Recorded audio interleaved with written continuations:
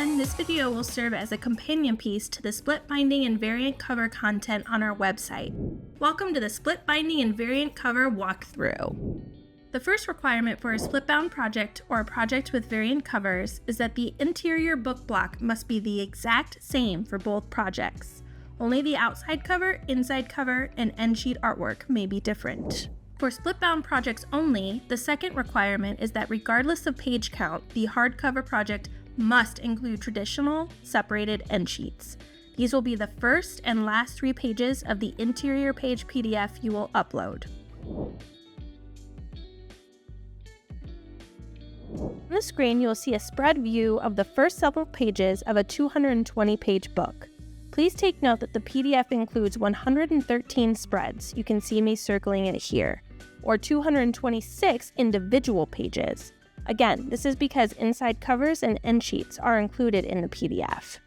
So as indicated here, you'll see that the first spread is labeled softcover not applicable, softcover not applicable.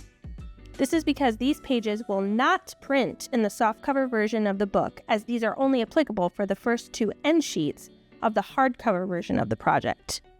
When we move on to the second spread here, you'll see that only the inside cover, which is indicated here, will print on the softcover project, and this is interior page 1 of both projects.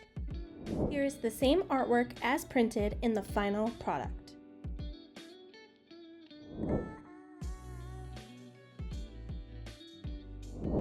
On the screen, again, you will see a spread view of the first several pages of the same 220-page book. As indicated here, this page right here on the left will be the end sheet 1, which will be glued to the inside front cover. This page on the right will be your end sheet 2. And then scrolling down, this page on the left will be end sheet 3. And as you'll see, this will again be the inside front cover of the softcover book, but this will be end sheet 3 of the hardcover. And looking over here, this is your interior page 1 of both. Here's the same artwork as printed in the final product.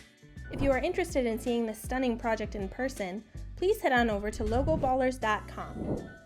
I hope this video helped clarify things for you, and as always, if you have any questions, please feel free to reach out. Until next time.